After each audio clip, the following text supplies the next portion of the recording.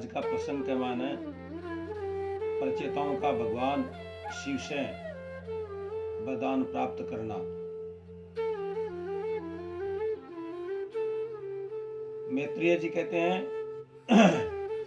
आपने पुरंजन नामक इतिहास सुनाया, इससे मुझे बहुत ही शांति मिली। किसको कहते हैं? विदुर जी को। अब कृपा करके यह बतलाएं कि प्राचीन वर्ग के पुत्रों को रुद्र गीत से कौन सी सिद्धि मिली। मैत्रेय जी विदुर जी ने बताया है, प्रचेताओं ने 10,000 वर्ष तक रुद्र गीत का गान करके जप किया। फल स्वरूप भगवान विष्णु 8 भुजा रूप धारण कर गरुड़ पर चढ़कर प्रचेताओं के पास आए और बोले, पिता की आज्ञा का पालन करने वाले प्रचेताओं, तुम पर मैं प्रसन्न हूं, मेरे से वर मांगो। पितृभक्त होने से संसार में तुम्हारा यश फैल जाएगा। सर्वगुण संपन्न सर्वशक्तिमान एक पुत्र होगा जिसका नाम दक्ष होगा। अब तुम इस अरिसा नाम कन्या से विवाह कर लो। यह कन्या कंडू ऋषि और प्रलोमचा नामक अप्सरा से पैदा हुई है। वृक्षों ने इसका पालन किया है। तब प्रचेताओं ने भगवान की प्रार्थना करते हुए कहा, आप आदि मध्य अंत रहित सर्वेश्वर हैं। आपके अंश से ब्रह्मा विष्णु शिव उत्पन्न हुए हैं। आप ही सबके कर्ता भर्ता हर्ता हो, अतः आपको हम बारंबार प्रणाम करते हैं। कर्मवश जहां भी जन्म ले वहीं आप भक्तों का समागम होता रहे, बस यही वर चाहते हैं तथा आपकी कृपा हमारे ऊपर बनी रहे। भगवान ने तथास्तु कहा, फिर वहीं अंतर ध्यान हो गए। इसके बाद प्रचेता सरोवर के बाहर निकले। तब पृथ्वी को वृक्षों से आच्छादित देखी। तब उनको क्रोध आया और वृक्षों को जलाने लगे। यह देखकर ब्रह्मा जी उनके पास आए और समझाकर उनको शांत किया। फिर उस कन्या से उनका विवाह करा करके ब्रह्मलोक चले गए।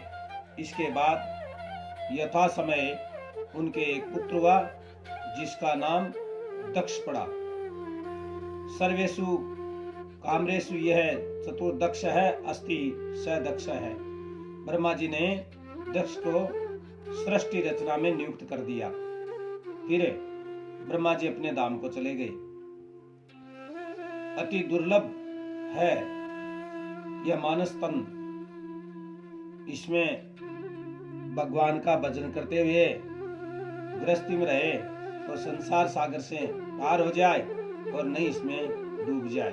हे विदुर जी, प्रचेताओं ने भगवान के आदेशानुसार 12 लाख वर्ष तक राज्य भोग कर फिर इस संसार को एहसास जान करके अपने पुत्रों को राज्य देकर तपोवन में चले गए, जहां जाजली ऋषि ने सिद्धि प्राप्त की थी।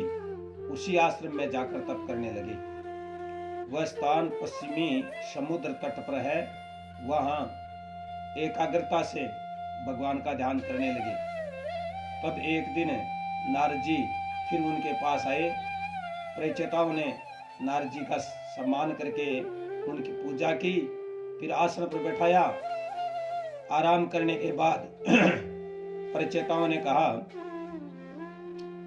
हे नारद जी, आपने जो पहले ज्ञान दिया था वही ज्ञान हमें फिर देने की कृपा करें। कारण गृहस्थाश्रम के पचड़े में पड़कर उस ज्ञान को हम भूल गए। नारद जी ने कहा, सभी जंजालों को छोड़कर भगवान का भजन करो, बस उसी में सार है। तुलसीदास जी भी बताई है, तुलसी जग में आए के कर लीजिए दो काम, देने को टुकड़ा भला और लेने को हरि नाम।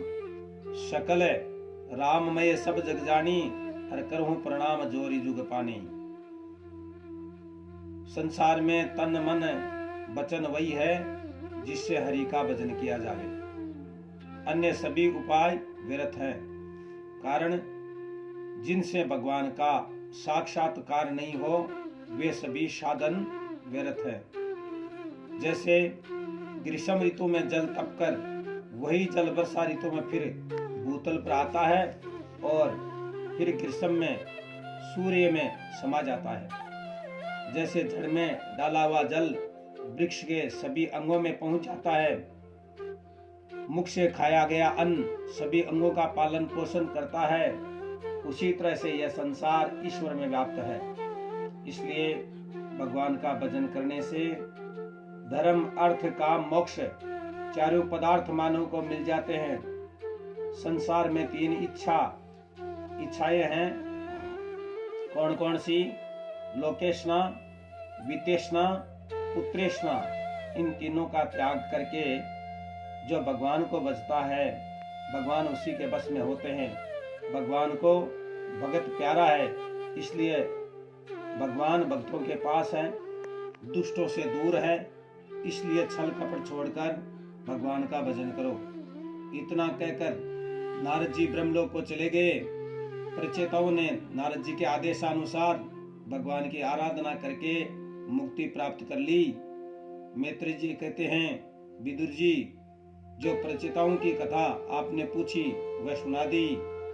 सुखदेव जी बोले, राजा परीक्षित, उत्तानपाद के वंश का वर्णन हो चुका है, अब प्रियव्रत के वंश का वर्णन सुनो, जिसने नारद जी से ज्ञान प्राप्त किया।